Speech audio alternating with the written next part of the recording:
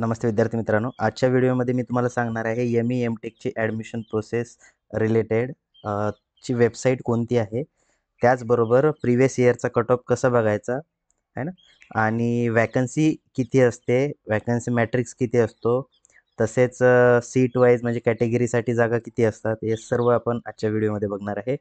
तसेच यावर्षीची जी लिंक सुरू होईल, ती लिंक कोणती राहणार आहे किंवा कुठे पाहायची, सुरू झाली की नाही हे आपल्याला कसं समजेल. नेहमी दुसऱ्यावरती डिपेंड राहायचं नाही, तर तुम्ही पण घरी बसल्या बसल्या शोधू शकता रजिस्ट्रेशन लिंक सुरू झाली की नाही. ठीक आहे. तर सगळ्यात अगोदर तुम्हाला काय करायचं आहे, तर गुगलवरती सगळ्यांनी बघा, जर लॅपटॉप नसेल तुमच्याकडे तर मोबाईलमध्येही तुम्ही करू शकता. त्यासाठी तुम्हाला क्रोम ब्राउझर ओपन करायचे आहे. त्याच्यामध्ये बघा, लेफ्ट साईडला असे 3 डॉट असतात, त्याच्यावरती जाऊन तुम्हाला काय करायचं, डेस्कटॉप साईट म्हणून ऑप्शन येतं. तर डेस्कटॉप साईटवरती क्लिक केल्यानंतर तुमच्यासमोर डायरेक्टली असं इंटरफेस ओपन होईल. काय टाकायचं आहे तुम्हाला, तर CET सेल गुगलवरती सर्च करायचं आहे तुम्हाला. ठीक आहे. यातली पहिली जी वेबसाईट आहे त्याच्यावरती क्लिक करायचं. याच्यामध्ये बघा, कॅप म्हणून ऑप्शन दिलेला आहे इथे. कॅपवरती क्लिक केल्यानंतर इथे बघा 23-24 दिसत आहे, म्हणजे 24-25ची लिंक अजून ॲक्टिवेट झालेली नाही. पॉसिबिलिटी आहे या आठवड्यामध्ये किंवा 8 ते 10 दिवसामध्ये तुमची लिंक सुरू व्हायला पाहिजे, आहे ना. कारण मागच्या वर्षी 30 जूनला तुमची रजिस्ट्रेशन प्रोसेस जी आहे ती सुरू झालेली होती. तर आता मी तुम्हाला जे काही रेफरन्स आहेत, मागच्या वर्षीचा कट ऑफ वगैरे कसा बघायचा ते सांगतो. सगळ्यात अगोदर काय करायचं, ते कॅपमध्ये गेल्यानंतर 23-24 वरती क्लिक करायचं आहे तुम्ही. इथे क्लिक केल्यानंतर बघा, खाली जर तुम्ही आले, या ठिकाणी 3 नंबरची लिंक दिसेल तुम्हाला पोस्ट ग्रॅज्युएशनच्या खाली, एम.टेक. ठीक आहे. तर या लिंकवरती क्लिक करायचं. याच्यावरती क्लिक केल्यानंतर तुमच्यासमोर अशा प्रकारचा इंटरफेस ओपन होईल. ही जी वेबसाईट आहे ही मागच्या वर्षीची आहे ना. याच्यामध्ये आपल्याला काय बघायचं आहे, तर मागच्या वर्षीचा कट ऑफ बघायचा आहे, की कोणत्या कॉलेजला किती गेटच्या स्कोअरवरती कट ऑफ लागलेला होता. ठीक आहे. तर सगळ्यात पहिले काय करायचं बघा, इथे cut off list for cap round 1 इथे दिसते तुम्हाला. ठीक आहे. तर याच्यावरती क्लिक करायचं आपल्याला. याच्यावरती जर क्लिक केलं आपण, तर तुमच्यासमोर एक PDF ओपन होईल. ठीक आहे. तर PDF ओपन झाल्यानंतर तुम्हाला त्याच्यामध्ये पूर्ण महाराष्ट्रातील जेवढे कॉलेजेस आहेत, जे एलिजिबल आहेत कशासाठी, एम.टेकसाठी, तर त्याची लिस्ट तुमच्यासमोर ओपन होईल. ठीक आहे. आता या ठिकाणी बघा, फर्स्ट कॉलेज तुम्हाला दिसत असेल स्क्रीनवरती. कोणतं कॉलेज आहे, government college of engineering Amravati. ठीक आहे. आता या ठिकाणी कट ऑफ जे लागणार आहेत, प्रत्येक ब्रँचसाठी किती लागणार आहे तुम्हाला, 2 कट ऑफ लागतील. एक स्पॉन्सर्डसाठी आणि दुसरा नॉन स्पॉन्सर्डसाठी.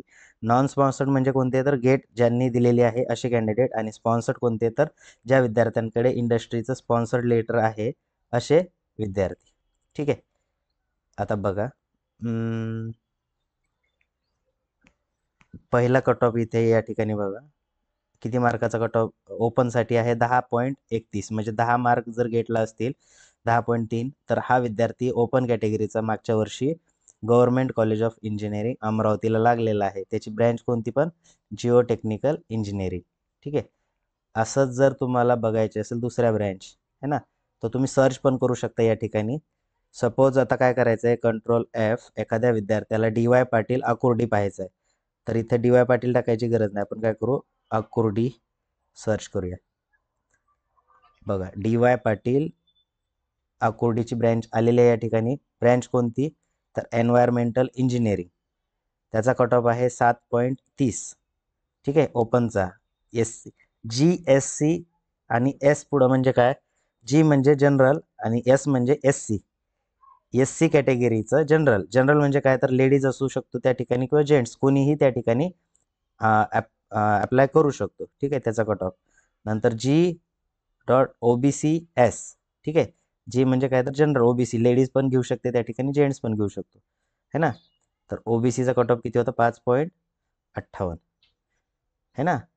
तर हे तुम्हाला समजलं असेल याचं, कशाचं, एन्व्हायरमेंटल इंजिनिअरिंगचा कट ऑफ आहे हा. तर पुढे बघू आपण, दुसरं आहे, हे कोणतं आहे, कॉम्प्युटर इंजिनिअरिंग. कॉम्प्युटर इंजिनिअरिंगचा कट ऑफ किती आहे बघा, त्या ठिकाणी ओपनची जागा होत्या 62.47. कट ऑफ किती आहे, 62.47 गेटच्या स्कोअरचा कट ऑफ लागलेला आहे कॉम्प्युटर इंजिनिअरिंगसाठी. कोणता आहे, DY पाटील आकुर्डीचं. ठीक आहे, तिसऱ्या वेळेस सर्च करूया आता. कोणतं? रोबोटिक्स अँड ऑटोमेशन, ही थर्ड ब्रँच जी होती, या ठिकाणी 63.66चा कट ऑफ लागलेला आहे ना. तर हे 3 ब्रँच डी वाय पाटीलला असतील तर त्याच्या कट ऑफ या ठिकाणी लागलेला आहे. ठीक आहे, तर असंच तुम्हाला जे कॉलेज पाहिजे ते कॉलेज तुम्ही सर्च करू शकता. सपोज विद्यार्थ्याला एखाद्या काय करायचं आहे तर पुण्यातलं कॉलेज पाहिजे, तर कंट्रोल F म्हणून काय करेल तो, पुणे सर्च करेल. ठीक आहे, तर पुण्यामध्ये जेवढे काही कॉलेज असतील त्या सर्व कॉलेजची लिस्ट तुमच्यासमोर येईल. आता या ठिकाणी किती आलेले, जवळपास 50 ब्रँच या ठिकाणी पुण्याच्या कॉलेजमध्ये अवेलेबल आहेत. ठीक आहे, किंवा तुमची ब्रँच कोणती आहे, सपोज एखाद्या स्टुडंटची ब्रँच आहे मेकॅनिकल, तो काय करेल, मेकॅनिकल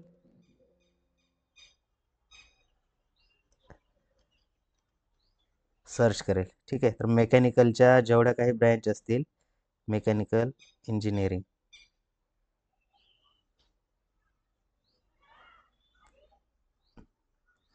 ठीक आहे, तर 58 टोटल ब्रँच आलेले आहेत. आता या ठिकाणी कॉलेजेस जे आहेत ते तुम्ही एक एक सर्च करू शकता. ठीक आहे, मेकॅनिकलवाले किती आहेत, 58. ते कोणतं आहे, जनता शिक्षण कोणतं कॉलेज आहे बघा, पुसदचं कॉलेज आहे. तर असे हे तुम्ही सर्च करू शकता ब्रँच वाईज पण, किंवा तुम्हाला रिजन वाईज पण सिलेक्ट करता येईल या ठिकाणी. ठीक आहे, अशा प्रकारे तुम्हाला काय करायचं आहे, कट ऑफ चेक करायचा आहे. आलं लक्षात? तुम्हाला याच्यावरनं तुम्ही लिस्ट बनवा आणि लिस्ट बनवून तुमचे जेवढे मार्क आहेत गेटचे, त्या मार्कच्या हिशोबाने तुम्ही काय करायचं आहे, तुमचा कट ऑफ त्या ठिकाणी कट ऑफ लिस्ट जी म्हणजे ऑप्शन लिस्ट तयार करायची आहे. ठीक आहे, आता या ठिकाणी PES कॉलेज आहे औरंगाबादचं, संभाजीनगर म्हणतो आपण, त्याचा कट ऑफ बघा किती आहे, 5 पॉईंट, याला कशाला, स्ट्रक्चरल इंजिनिअरिंग नॉन स्पॉन्सर्डसाठी. ठीक आहे, असे कट ऑफ आपल्याला या ठिकाणी चेक करायचे आहेत. हे झालं कट ऑफच्या बाबतीत. आता नंतर काय करायचं आहे आपल्याला, तुम्हाला बघायचं वॅकन्सी सीट मॅट्रिक्स. आता बघा, मागच्या वर्षीची वॅकन्सी सीट मॅट्रिक्स आणि यावेळेसचा वॅकन्सी सीट मॅट्रिक्स जास्त काही फरक असणार आहे का त्या ठिकाणी? नाही. ठीक आहे, तर आता आपण काय करूया, वॅकन्सी सीट मॅट्रिक्ससाठी परत जाऊ आपण MEM टेकवरती, आणि या वर्षीच्या 24-25च्या साईटवरती आपल्याला ॲक्च्युअली चेक करायचं आहे. बट आपण काय करताय, तुम्हाला तोपर्यंत वेळ आहे म्हणून वॅकन्सी सीट मॅट्रिक्स कसा बघायचा ते आपण सांगूया. इथेच दिलेली आहे लिस्ट बघा, काय institute wise vacancy seat matrix. याच्यावरती जर गेलो आपण, तर प्रत्येक कॉलेज वाईज तुम्हाला टोटल किती, 18 सीट असतात ना. प्रत्येक ब्रँच जनरली किती असतात, 18 सीट असतात. आता या ठिकाणी 18 सीट आहेत, बट याच्यातल्या डिस्ट्रीब्युशन बघा, ओपनसाठी किती सीट आहेत, 6. मी झूम करतो थोडंसं.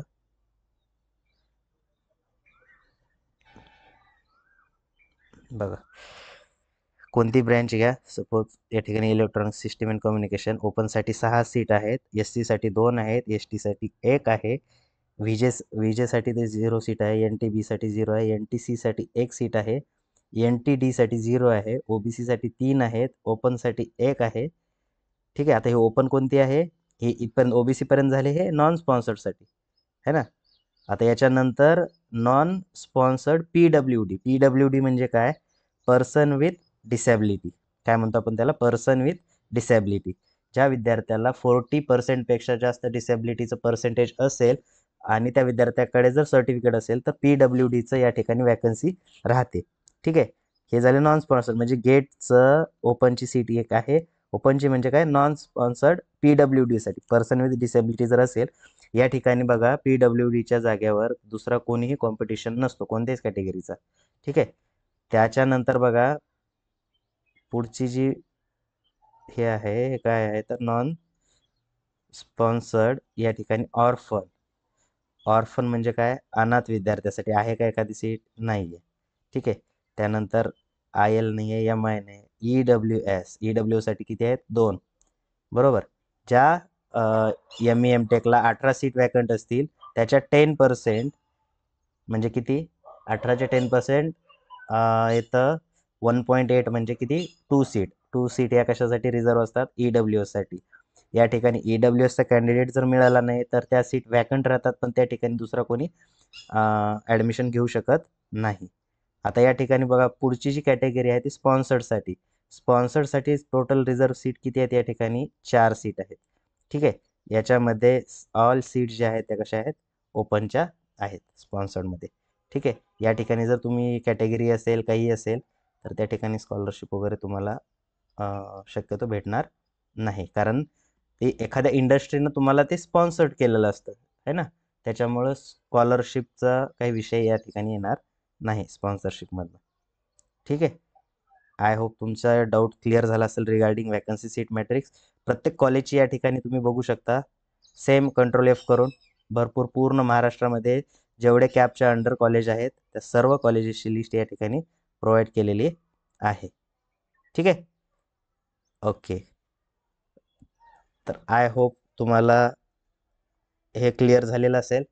तसेच आता तुमची इलिजिबिलिटी चेक करायची लिंक पण पुढे येईल. आताच दाखवून देतो.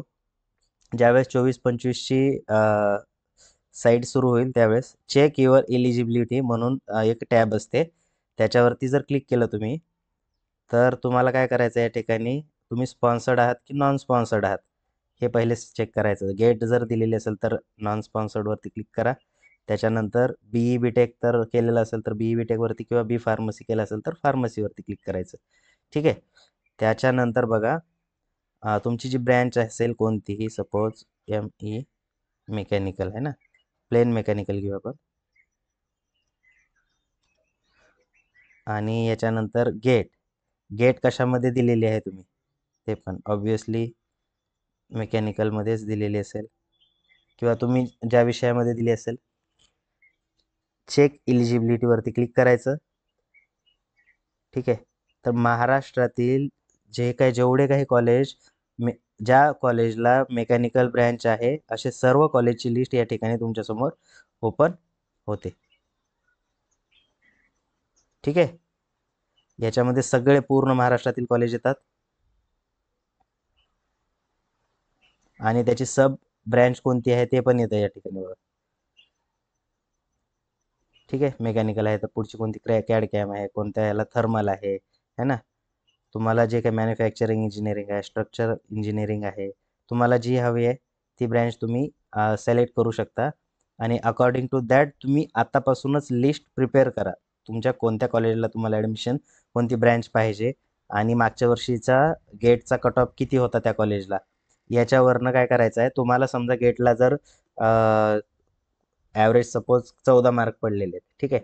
तर 14 मार्क जर पडलेले आहेत तर तुम्ही काय कराल, 15-16 म्हणजे 16 गेटचे मार्क आणि खाली 2 गेटचे मार्क जोडा. म्हणजे किती? 12 13 12 13 आणि वरती 15-16 असे 5 जे गेट्सच्या स्कोर आहेत त्याच्यातले कॉलेज तुम्हाला सिलेक्ट करायचे आहेत कट ऑफ लिस्टवरनं. म्हणजे काय आता तुमचे चान्सेस त्या ठिकाणी वाढतात की तुम्हाला नंबर त्या ठिकाणी लागू शकतो. ठीक आहे. तर अशा प्रकारे तुम्हाला काय करायचं आहे, तुमचं रजिस्ट्रेशन सुरू होईपर्यंत तुम्हाला तुमची तयारी करायची आहे. ठीक आहे. आय होप तुम्हाला इन्फॉर्मेशन समजली असेल आणि युजफुल ठरेल. ठीक आहे. तर भेटूया आपण नेक्स्ट व्हिडिओमध्ये. तुम्हाला पुढच्या व्हिडिओमध्ये ज्यावेळेस ॲडमिशन प्रोसेस सुरू होईल त्याच्याबद्दल ॲक्च्युअल माहिती सांगेल. त्याचबरोबर रजिस्ट्रेशन कसं करायचं यापासून ते ॲडमिशन कंप्लीट होईपर्यंत मी तुम्हाला पूर्ण गाईड करेल ॲडमिशन कंप्लीट होईपर्यंत. ठीक आहे. तर भेटूया आपण नेक्स्ट व्हिडिओमध्ये. थँक्यू.